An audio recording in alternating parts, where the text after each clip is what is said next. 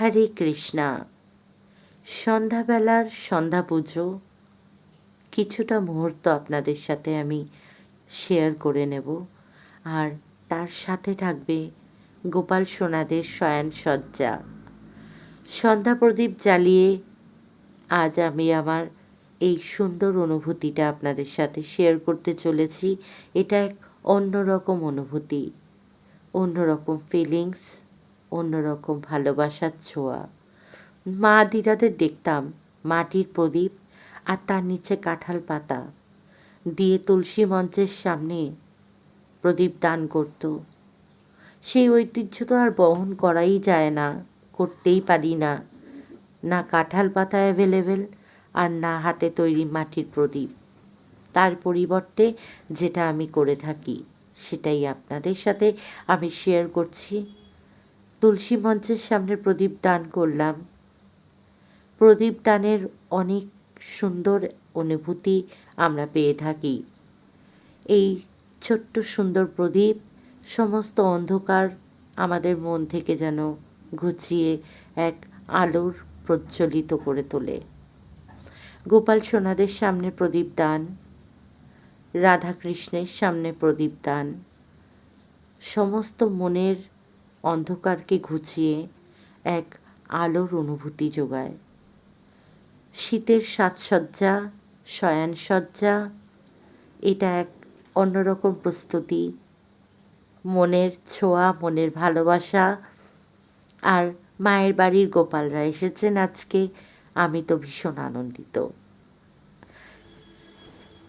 এই ছোট্ট সুন্দর প্রদীপটা আমার মা লক্ষ্মীর সামনে আমি দিতে চলেছি। প্রদীপ দানে মনের এক অন্যরকম ভালোবাসা, অন্যরকম আবেগপ্রবণ এক মুহূর্ত, যে সময় মনে হয় কোনো কথাই বলবো না, খালি চুপ করে প্রদীপের দিকে তাকিয়ে থাকব। সন্ধ্যাবেলার এটা এক অন্যরকম মুহূর্ত। সন্ধ্যা প্রদীপ এক সত্যি আলোর ছোঁয়া আমাদের মনে এনে দেয়। সাজসজ্জা তো দেখাবই, আর তার আগে দেখাই আমার গোপাল সোনাদের। দেখুন, এক সুন্দর চাঁদের হাটের পরিচয় দেখা যাচ্ছে আমার এই ঠাকুর ঘরে। সমস্ত জিনিসটাই চেঞ্জ করেছি, এগুলো সমস্ত পাতা ছিল। যেরকমভাবে পেরেছি, যেটুকু পেরেছি আমি চেঞ্জ করেছি। সেই ভিডিও আর আপনাদের সাথে শেয়ার করা হয়নি, কারণ বিভিন্ন কাজের চাপে আর হয়ে ওঠেনি। এবার আমি শেয়ার করতে চলেছি কিছুটা ডেকোরেশনের মুহূর্ত। এই ছোট্ট সুন্দর ফ্লাওয়ার লিভসগুলো, এই যে দেখতে পাচ্ছেন, এই লিভসগুলো আমি ডেকোরেটিভ লিভস, এর মধ্যে লাইট সেটিং রয়েছে। সন্ধ্যাবেলা জ্বালালে ভীষণ সুন্দর লাগে, অদ্ভুত সুন্দর এক মুহূর্ত ক্রিয়েট হয়। আমি অন্য কোনো দিন সেটার ভিডিও আপনাদের সাথে শেয়ার করব। এবার আপনাদের সাথে আমি শেয়ার করব আমার গোপাল সোনাদের আমি শোয়ার যে প্রস্তুতি করে থাকি শীতের সময়, সেটাই দেখাবো। আর তার আগে দেখাই এই একটা ছোট্ট সুন্দর গোপাল। দেখুন কী অপূর্ব সুন্দর, কী অপূর্ব মিষ্টি মুখ। আমার মায়ের বাড়ি থেকেই এসছেন শৃঙ্গারের জন্য। সমস্ত রঙগুলো উঠে গেছে, আর এক ফালি চাঁদের মাঝে আমি যেন অন্য এক জগতে হারিয়ে গেছি। কোথা দিয়ে শুরু করব, কী দেখাবো, আমি সত্যি আজ বাকরুদ্ধ। সন্ধ্যাবেলার এই সত্যি সুন্দর একটা মুহূর্ত আপনাদের সাথে শেয়ার করে আমার ভীষণ ভালো লাগছে। আমি চলে এসেছি আমার গোপাল সোনাদের এবার শয়নসজ্জার প্রস্তুতি করতে।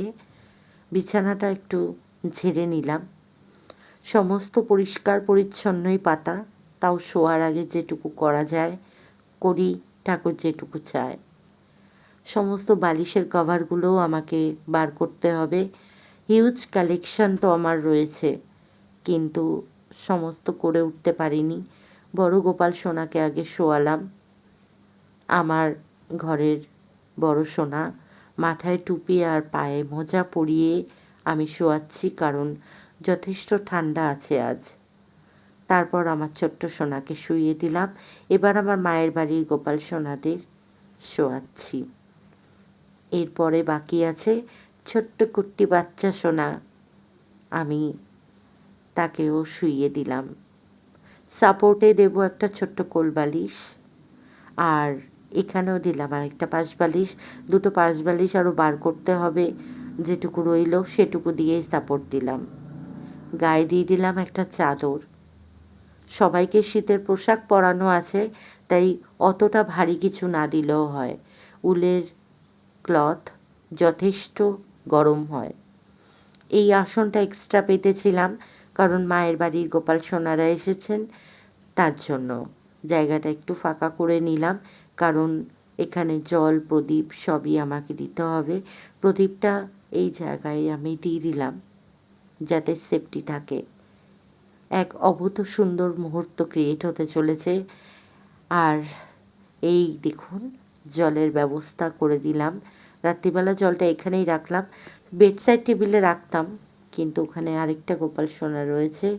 পর্দাটা আমি টেনে দেব, দিয়ে লাইটটা এখানে অফ করব।